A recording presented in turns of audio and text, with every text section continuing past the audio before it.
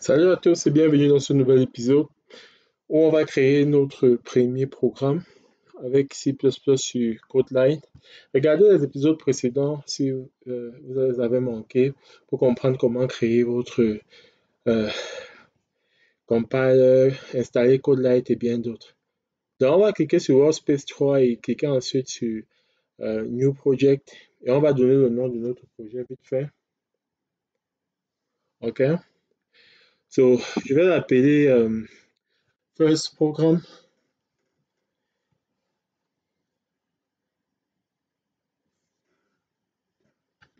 Je vais vérifier par la suite que la catégorie c'est bien User Template et le type c'est projet 1 qui correspond au projet template que j'ai créé dans l'épisode précédent parce que je vais chaque fois l'utiliser pour gagner en temps. D'accord? Donc, allez regarder cet épisode si vous ne savez pas comment créer votre modèle à utiliser, votre projet modèle à utiliser sur Kotlin. So, voici mon projet. OK? Euh, vous voyez, c'est celui qui est en bold, le projet qui est en bold qui est foncé, qui est celui qui est en fait à jour, qui est current en fait, ok? C'est celui qui est en cours d'utilisation parce que vous devez vous assurer que c'est le cas chaque fois avant de lancer une exécution. Sinon, ça va exécuter un autre programme parce que vous pouvez avoir plusieurs programmes ouverts sur le côté comme vous avez pu le voir. Donc, on va commencer avec le préprocesseur input-output stream et on introduit avec la commande # include IO stream, ok. Et je vais zapper le namespace standard, using namespace standard library. Je vais définir mon scope moi-même devant chaque keyword qui nécessite la librairie standard pour fonctionner, ok. Donc, c'est juste pour vous montrer par rapport aux épisodes précédents qu'on n'est pas toujours obligé de définir le using namespace standard dans le header du code. On peut définir le scope directement à l'intérieur de notre code et puis procéder ainsi. D'accord? Donc, c'est pourquoi vous allez voir ici, je vais faire standard 2.2.cout. Cout, c'est en fait l'équivalence de print avec Python. OK? Donc, vous avez pu remarquer que après include IOStream, j'ai défini ma fonction main et puis avec les parenthèses comme vous voyez là, et j'ai ouvert les accolades pour créer un bloc dans lequel j'ai défini mon programme. Ok.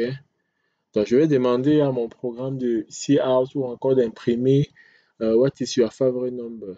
Ok. Quel est ton nombre favori. Ok. Et puis, je vais récupérer la réponse de l'utilisateur et je vais l'introduire euh, dans une variable que je vais appeler favorite number. OK? Et par la suite, je vais faire un petit commentaire. OK?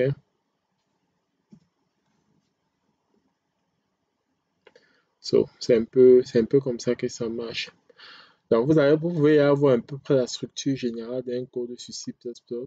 Integer, on fait int, main, deux parenthèses, on ouvre les accolades, on définit notre code, ok, les variables et tout ce qui concerne notre code. Et puis, on va finir par return 0, vu que notre fonction main est une fonction de type integer. Ok.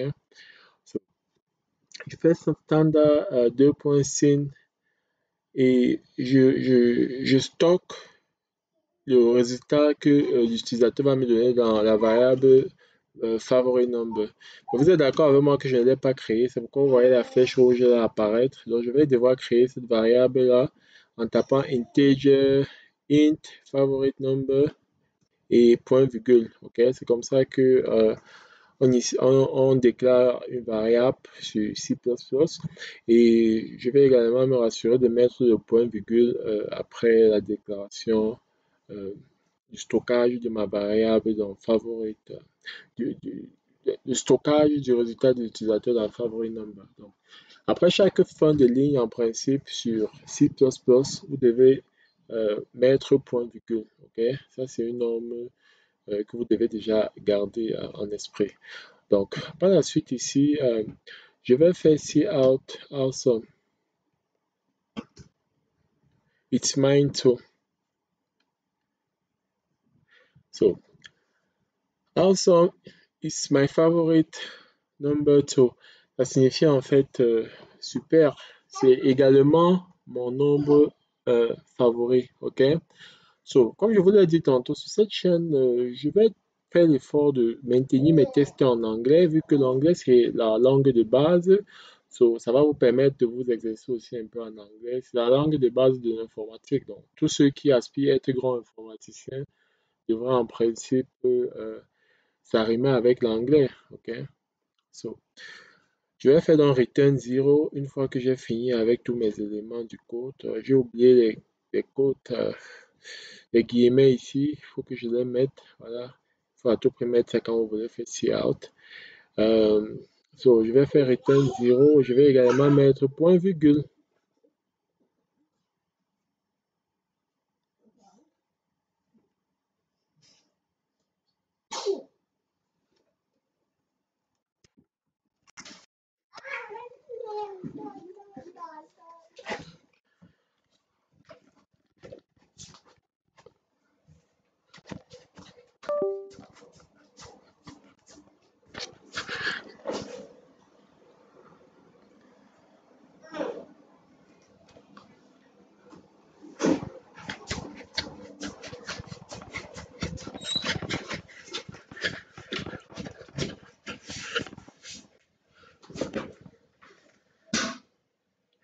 Ensuite, je vais aller à Setting ici et cliquer sur Color and Font. OK? Ici, je vais retoucher un peu ma police. Je vous montre un peu comment on peut modifier sa police. OK? Alors, en cliquant sur Choose Font, vous pouvez choisir le fond et changer la hauteur de votre police également. Donc, une fois que ceci est fait, je crois qu'on va passer à la prochaine étape.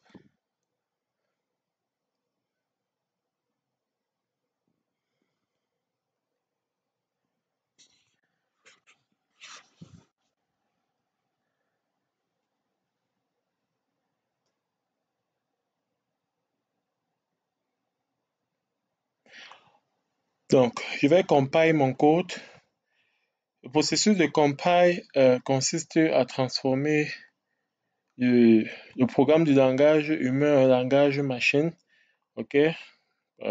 Décrit en général par les 1 et 0, compréhensible par la machine. Après avoir compilé, on va build le projet et on n'aura plus qu'à l'exécuter, ok? Donc, on suit le processus normal, étape après étape.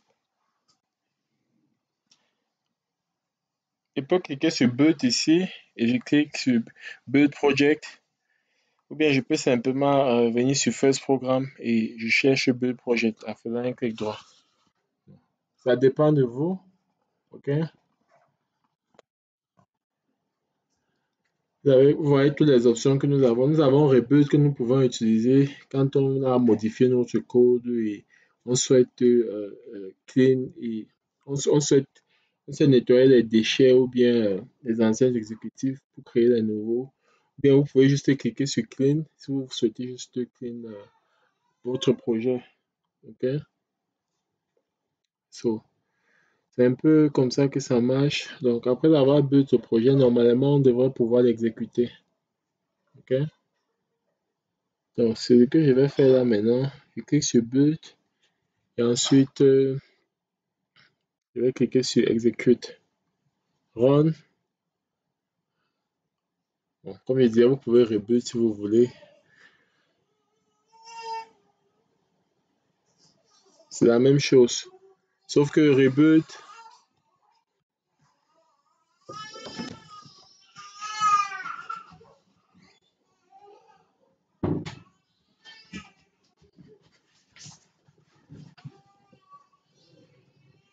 la différence entre build et rebuild, c'est que rebuild clean et ça build. Et pourtant, build ne fait que build, ok? Donc, je vais cliquer sur execute après avoir fait cela. What is your favorite number between 1 to 10? Il y a une erreur sur favorite. Je vais corriger ça vite fait.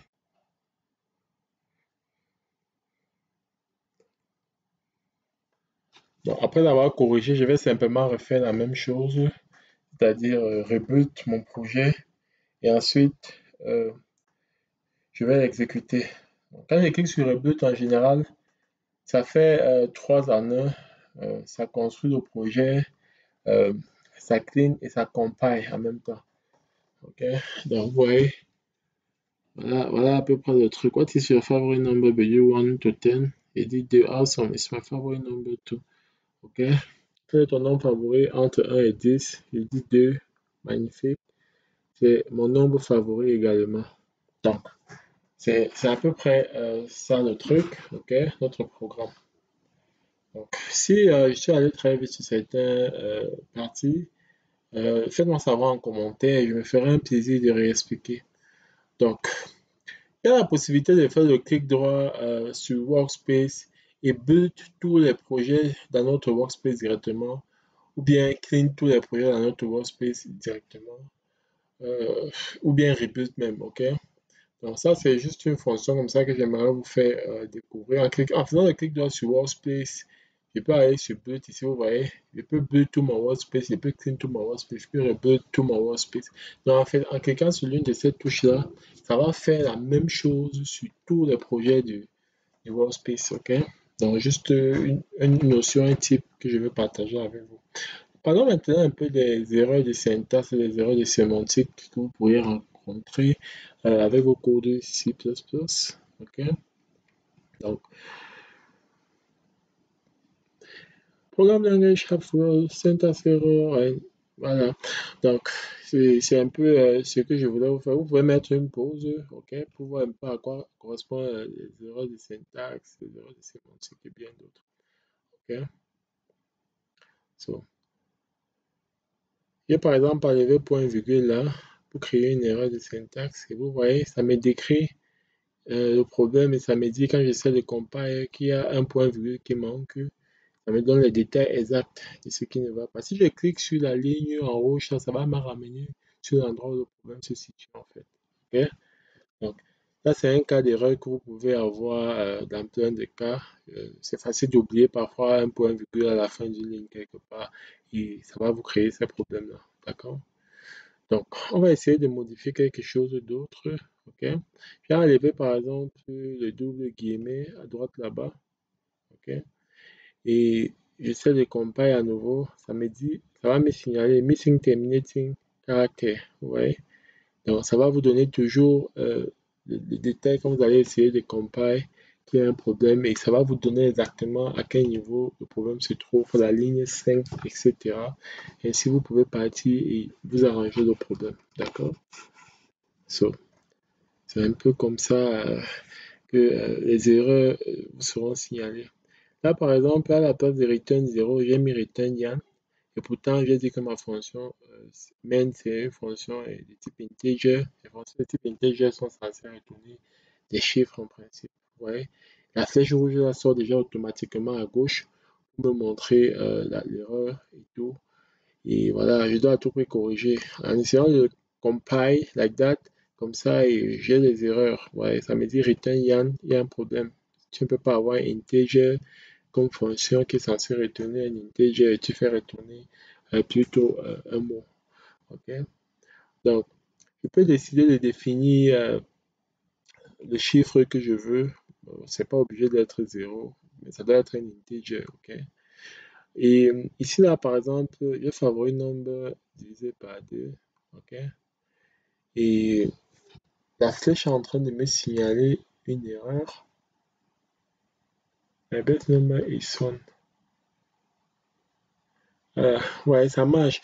Donc, à partir de 6+20, la flèche rouge, c'est le premier warning error que vous aurez en général. Donc, quand vous avez la flèche rouge, survolez le curseur de la souris dessus et ça va vous dire ce qui ne va pas.